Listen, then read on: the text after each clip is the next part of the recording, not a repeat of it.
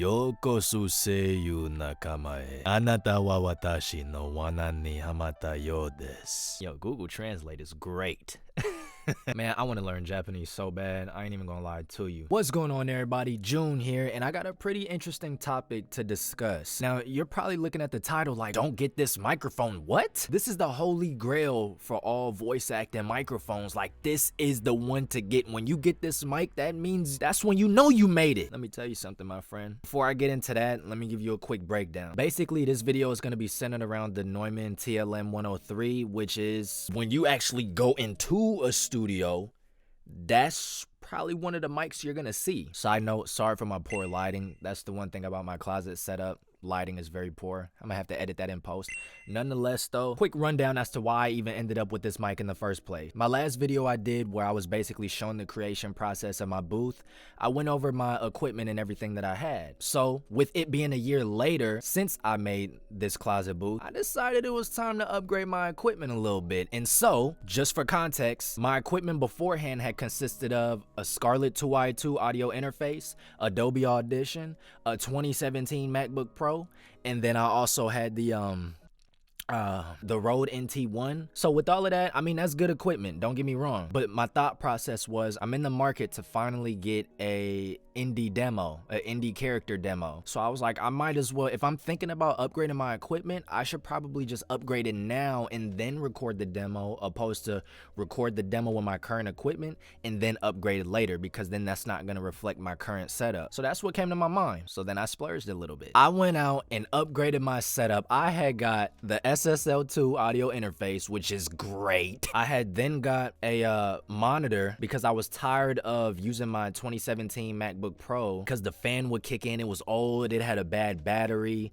and then so I would never be able to record a session because the fan will be nobody wants to hear that. Do you want to hear that? I don't. So then with that being said, in addition to a monitor, it's like, okay, well, if you're not going to use your 2017 MacBook Pro, what are you going to do? Let me tell you, I got a Mac Mini, a M2 Mac Mini, 256 gigabytes, 16 gigabytes of RAM. And then I was like, man, there's nothing wrong with this Rode NT1. This mic is dope, but it's go big or go home. So I went and I got the Neumann TLM 103. So as you can see, I'm currently not using that microphone right now. I'm using the Rode NT1. And let me tell you why. This isn't a video to deter you from buying this microphone. If you want it, by all means, go ahead and get it. I'm not finna trash talk the microphone at all. I want to give you, as a voice actor, if you're aspiring to be like myself, mind you, I don't see myself as a professional. I'm not a beginner either. I don't see myself as one. I would say I'm more of like a intermediate beginner, because I feel like I haven't taken that next jump to consider myself an intermediate. And some may disagree with how I place myself, but that's just how I view myself. But basically, I still got the Neumann right here in the box. Yeah, dude. I got this microphone and I was very excited because I was like, I'm finally finna start sounding like how they do in anime. Like, I only watch anime. I don't really watch cartoons like I used to. When I watch Family Guy with AirPod Pros and noise cancellation, their mic quality is so crisp. Okay, it says here that the first thing I need to do is talk to the dominant personality. And the same thing for anime. Like, the audio is so crisp on there because I watch it with AirPod Pros on and I'm like, this sounds beautiful. We need to see the eye contact, but I'm not quite sure how. So you want it like Liz is looking at the viewer? I was like, I'm finally finna sound like that now that I got this TLM 103.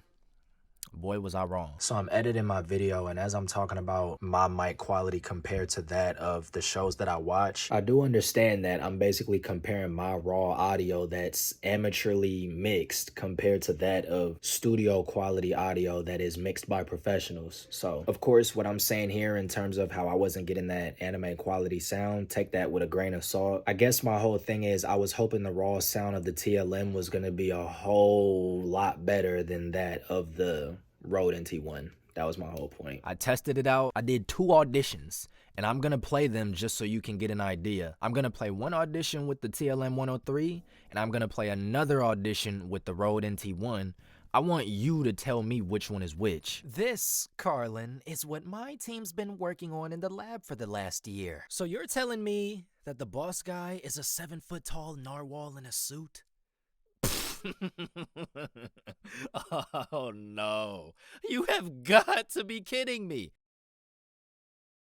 This, Carlin, is what my team's been working on in the lab for the last year. So you're telling me that the boss guy is a 7-foot-tall narwhal in a suit? So maybe if you're an audiophile, you can tell the difference between the microphones, but if I'm being completely honest, there was no difference. The mic sounded the exact same, and I'm not gonna lie, I was disappointed because I'm like, this is an $1,100 microphone. So basically, I say all of that to say this as a tip for voice actors. You can see I have like a closet set up. I have a walk-in closet that I'm blessed enough to have, and I was able to trick out and do what I wanted to it so that I can record voiceovers with some type of soundproofing or sound treatment. But I would like to think it wasn't the microphone's fault as to why it sounded exactly like the Rode NT1. It was my setup. You only see this half of the closet, which is treated, but literally that whole half of my closet isn't. So my entire closet isn't fully treated. I gotta have a spot to put my clothes. What can I say? And then it's other junk too. You ever seen them commercials, too much stuff and not enough space? I never related to those infomercials more than I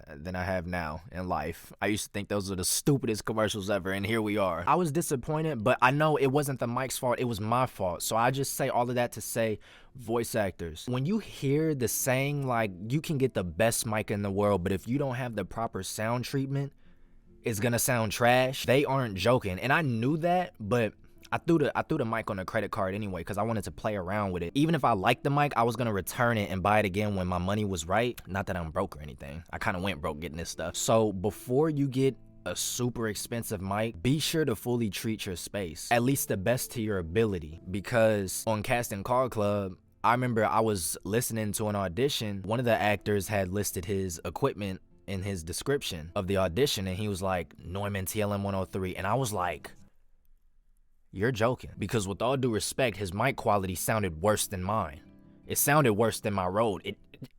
With all due respect, like, I'm not trying to make fun of them. I say all of that to say he had top of the line microphone, but because, and it was obvious, you could tell his space wasn't treated. Either that or he just through some nasty settings when he was editing his audio. It didn't even sound like the Neumann. You wouldn't have thought he recorded that on the Neumann. Unless he just said that and he was lying. I don't know. But I just say all of that as an example. So it's like, don't be so ready to spend all this money on a microphone.